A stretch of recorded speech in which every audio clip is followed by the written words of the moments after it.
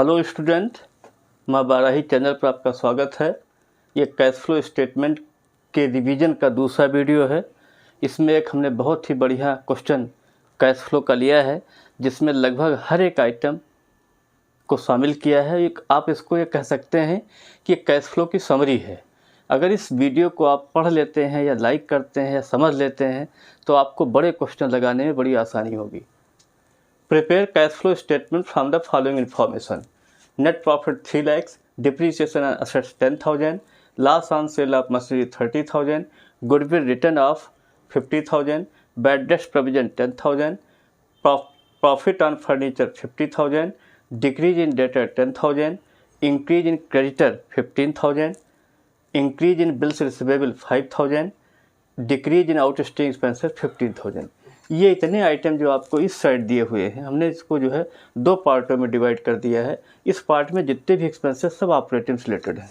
फिर purchase of building 4 lakhs, sale of machinery 6 lakh, sale of plant 4 lakhs, issue of shares 2 lakhs, issue of debenture 3 lakhs, redemption of preference से 2 lakhs, raising of loan 1 lakh, previous year cash of bank 50,000। ये आपका question दिया हुआ है।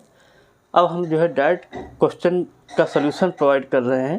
Cash flow statement AS 3, मतलब AS 3 के अनुसार cash flow statement बनाया जाता है। सबसे पहले यहाँ पर ऑपरेटिंग एक्टिविटी हमने ले लिया। उसके अंतर्गत जो है नेट प्रॉफिट आपका 3 लाख दिया। 3 लाख हमने मेन कॉलम में बाहर कर दिया। फिर हेडिंग डाली non cash expenses. Non cash expenses का मतलब वो होता है जिनके जब हम इनकी एंट्रियाँ कर रहे होते हैं, ट्रांजेक्शन कर रहे होते हैं, तो कैश उसमें नहीं आती है। तो सबसे पहले डिप्रिसिएशन ऑन असेट्स ले लिया हमने, ये आपका 10,000 है। फिर loss on sale of machinery आपका 30,000, loss on sale of machinery हमने 30,000 ले लिया। फिर गुडविल रिटर्न आप 50,000 दी हुई है, गुडविल रिटर्न आप 50,000 आपने 50,000 ले लिया। बैड डेट्स प्रोविजन 10,000 दिया, बैड डेट्स प्रोविजन आपने 10,000 ले लिया। अब इन सब को जोड़ लीजिए, 10,000 प्लस 30,000 प्लस 50,000 प्लस 10,000, तो इन सब का जब टोटल लगाएंगे तो 1 लाख आ जाएगा। 3 लाख में 1 लाख जोड़ेंगे 4 लाख आ जाएगा। फिर यहाँ लिखिए less non cash income. Non cash income का मतलब होता है वो इनकम जिसमें कैश नहीं आती है या कैश नाम की चीज़ नहीं होती है। तो इसमें हमने केवल एक आइटम लिया है, profit on sale of furniture. तो less profit on sale of furniture 50,000 घटा दीजिए, ठीक है, ब्रैकेट में बंद कर दिया। ब्रैकेट मतलब होता है माइनस करना।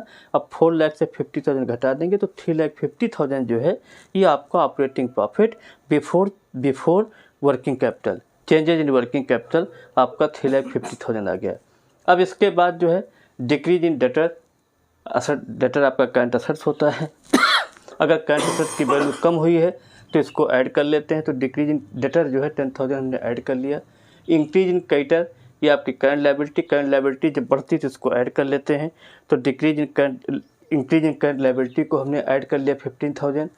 इसके बाद इंक्रीज इन बिल्स रिसीवेबल, ये आपका करंट असेट्स है। करंट असेट्स जब बढ़ जाती है तो माइनस करते हैं।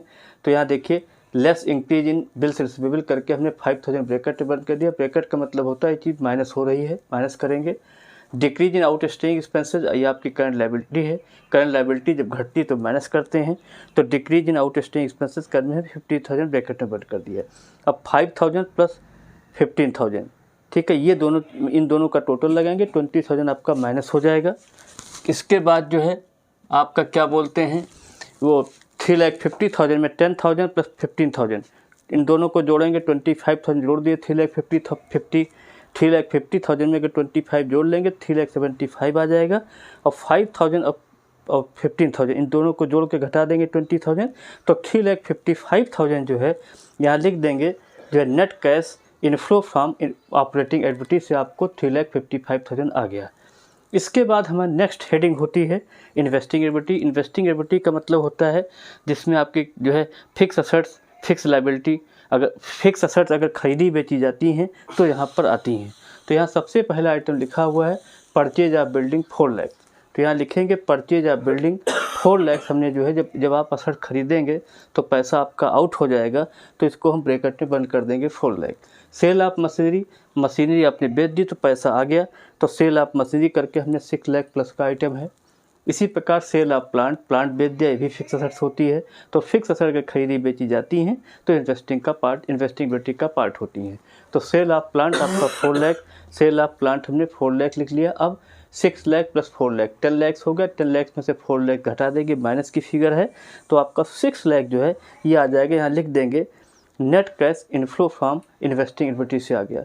इसके बाद यहाँ पर आपके आइटम इशू जो है इशू ऑफ शेयर्स। अब यहाँ नेक्स्ट हेडिंग होती है फाइनेंसिंग एक्टिविटी। तो इशू ऑफ शेयर्स हो गया, इशू ऑफ डिवेंचर हो गया, रिडेम्पशन ऑफ प्रेफरेंस शेयर हो गए, ये सब आपके फाइनेंसिंग एक्टिविटी का पार्ट होते हैं। तो इशू ऑफ शेयर्स कितने का इशू हुआ? 2 लाख। 2 लाख प्लस का आइटम होता है, क्योंकि जब कंपनी शेयर्स इशू करती है तो उसको पैसा मिलता है। इशू ऑफ डिवेंचर भी 3 लाख दिया, इससे ही पैसा कंपनी को मिलता है, प्लस हो जाएगा। रेजिंग ऑफ लोन ले लिया, इससे ही पैसा मिल जाता है, तो रेजिंग ऑफ लोन करके हमने 1 लाख लिख दिया। इसके बाद यहाँ पर लिखा रिडेम्पशन ऑफ प्रेफरेंस शेयर को आप रिडीम कर दिया। रिडीम मतलब उसका पेमेंट कर दिया, तो पेमेंट कर देंगे तो आपका पैसा आउट हो जाएगा, मतलब चला जाएगा। तो यहाँ देखिए लास्ट में लिखा रिडेम्पशन ऑफ प्रेफरेंस शेयर आपका 2 लाख हो गया। अब 2 लाख प्लस 3 लाख और प्लस 1 लाख, 6 लाख में 2 लाख घटाएंगे तो 4 लाख आपका आ जाएगा। यहाँ हमने लिखा है net cash inflow from financing activity से आपको 4 लाख मिल गया। अब लास्ट में हम एक सेंटेंस लिखते हैं, net cash and cash equivalent करके एक हेडिंग डालते हैं, और इसमें ऑपरेटिंग एक्टिविटी से कितना पैसा मिला है? 3,55,000। तो यहाँ देखिए हमने net cash and cash equivalent करके OA का मतलब होता है ऑपरेटिंग एक्टिविटी, 3,55,000 ले लिया, प्लस IA का मतलब होता है इन्वेस्टिंग एक्टिविटी का आंसर कितना है? 6 लाख, वो ले लिया हमने, और प्लस FA का मतलब होता है फाइनेंसिंग एक्टिविटी, इसका कितना दिया? 4 लाख। इन सबको जोड़ लीजिए तो 3,55,000 प्लस 6 लाख प्लस 4 लाख, ये आपका जो है 13,55,000 आ जाएगा। इसके बाद पिछले साल की जो कैश होती है आपकी, प्रीवियस ईयर की कैश और बैंक हमने 50,000 दिया है, इसको उठा के इसमें ऐड कर लेंगे तो 3,55,000 प्लस प्रीवियस ईयर कैश और बैंक 50,000, इन सब को जोड़ लेंगे तो 14,05,000 जो है यही आपका जो है कैश फ्लो का आंसर है। और इसको अगर आप आंसर चेक करना चाहते हैं तो करंट ईयर के कैश और बैंक का टोटल जो है वो आपका 14,05,000 आएगा। यही कैश फ्लो स्टेटमेंट से जो है पता चलता है कि कैश फ्लो स्टेटमेंट में जो भी आपकी जो है कैश और कैश इक्विवेलेंट की चीज़ें आई हैं, ठीक है, उसमें जो है जो आपका आंसर आता है 14,05,000, ये करंट ईयर के कैश और बैंक के टोटल के बराबर होना चाहिए। अगर ये नहीं आता है तो क्वेश्चन आपका गलत है।